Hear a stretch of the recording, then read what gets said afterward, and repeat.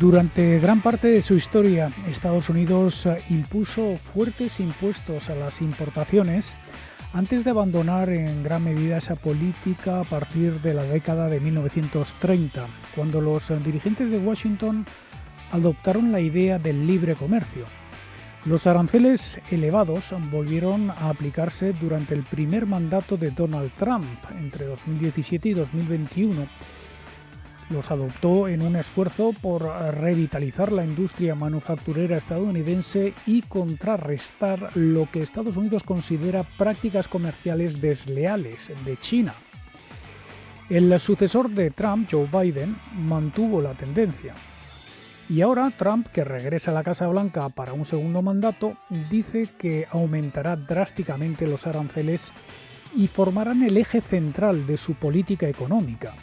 Su promesa ha reavivado un debate sobre si los aranceles son una herramienta valiosa para competir con los rivales económicos o un arma política con un pasado accidentado que probablemente resulte contraproducente. Jorge Díaz Lanchas, profesor de Economía de Comillas y CADE, ¿qué tal? Buenas tardes. Hola, buenas tardes. Bueno, con Donald Trump de regreso a la Casa Blanca, el mundo se prepara para lo que puede convertirse en una ola de subida de aranceles, la más importante desde al menos la década de 1930. ¿Qué nuevas dinámicas se abren para el comercio mundial con el regreso de Trump a la Casa Blanca? Bueno, sobre todo lo que se abre es una gran incertidumbre en lo que tenga que ver con la política comercial, no solo en flujos de comercio de bienes y de servicios, sino también en los flujos de inversiones. Pero bueno, sobre todo es porque ya hemos visto en esta campaña electoral que Donald Trump ha seguido los mismos mensajes que ya levantó en 2016 en contra de la integración de los países y más concreto de la globalización, apostando por una vuelta hacia un proteccionismo, digamos un proteccionismo más propio del siglo XX más que del siglo XXI, pero lo cierto es que eso está metiendo muchísimas dudas en cuanto a qué esperar, ¿vale? Entonces, tradicionalmente los aranceles se han utilizado como una herramienta proteccionista, pero lo cierto es que en la actualidad sus efectos pueden ser hasta contraproducentes para el país que levanta dichos aranceles. Entonces, como tal, como digo, pues estamos ante una gran incertidumbre y expectativa de cuánto se va a cumplir estos requisitos finalmente. Trump ha propuesto políticas que podrían generar tensiones comerciales como la imposición de aranceles de entre el 10 y el 20% a las importaciones de la Unión Europea, lo que afectaría a las exportaciones españolas al mercado estadounidense. ¿Cómo van a afectar esas políticas al comercio internacional, especialmente entre Estados Unidos y Europa y en particular a España?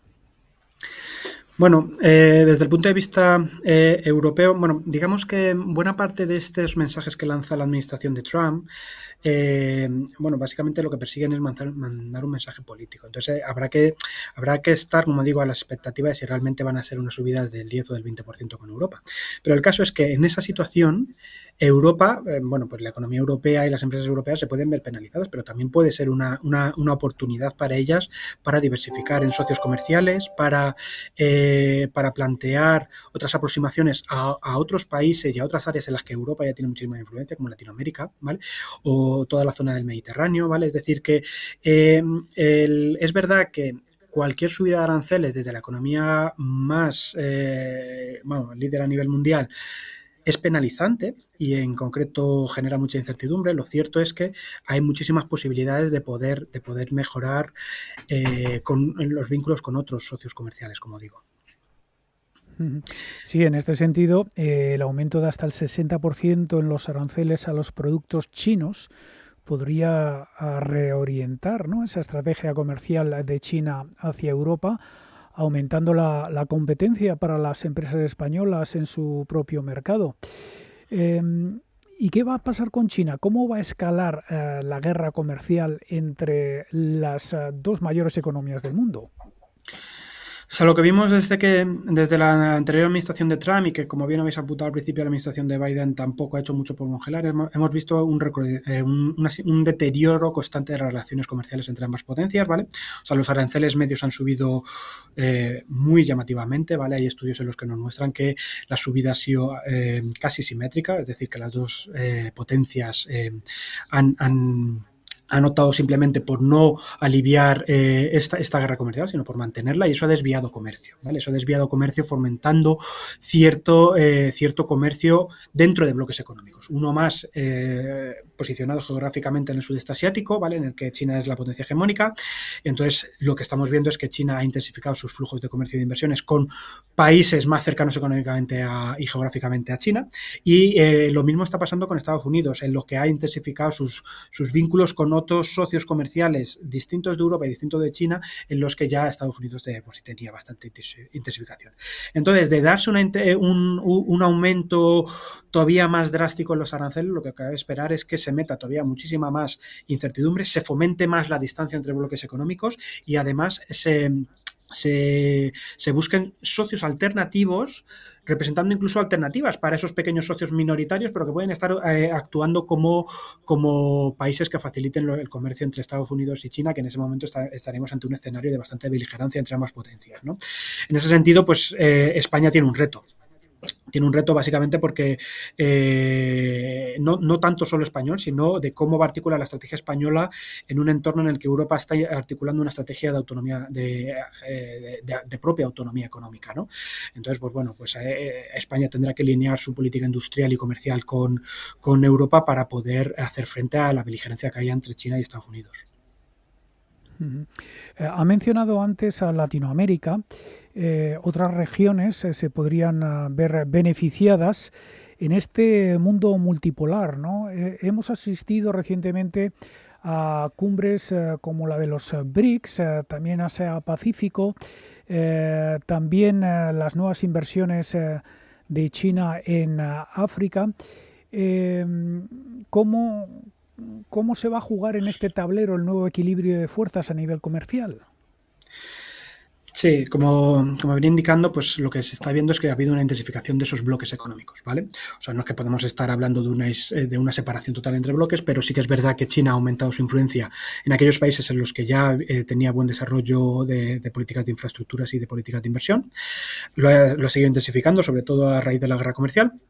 Y en el caso de Estados Unidos, ha ido ganando su influencia como socio prioritario dentro de todo el continente americano, ¿vale?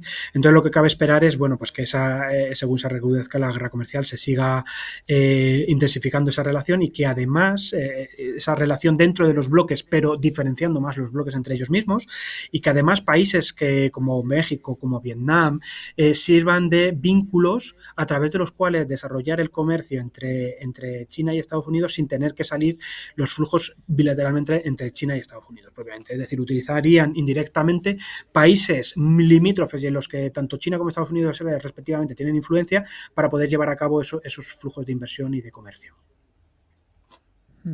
Eso se ha dado en llamar un poco el outsourcing, ¿no?, del comercio internacional, ¿no?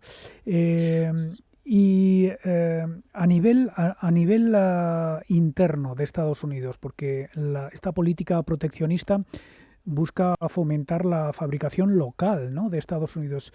¿Cómo van a beneficiar o perjudicar estos aranceles a la economía del país? Los expertos coinciden en su mayoría en que van a impulsar la inflación. Sí, efectivamente. Como decía anteriormente, la globalización en este siglo XXI pues tiene unas dinámicas distintas de las propias del siglo XX, en las que se aplicaron subidas de aranceles. Ahora, subir aranceles puede penalizar la propia producción de empresas americanas que están deslocalizadas en otras partes del mundo, ¿vale? Entonces, esto básicamente lo que estaría provocando es que las empresas americanas que tienen sus plantas de producción para producir sus bienes intermedios que necesitan en sus cadenas globales, claro, subir aranceles implicaría que esos bienes intermedios vengan a un precio mayor, ¿vale? Vengan a un coste mayor. Entonces eso podría penalizar la competitividad de las empresas americanas y generar en última instancia inflación dentro del país, ¿no? Entonces sería uno de los grandes retos, es decir, que los aranceles en cierto modo son inflacionarios, ¿vale?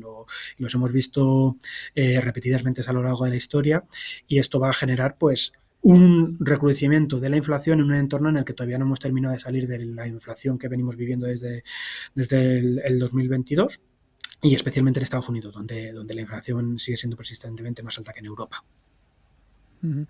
Además, la intención de Trump de reducir la inmigración ilegal podría generar escasez de mano de obra en sectores clave de la economía.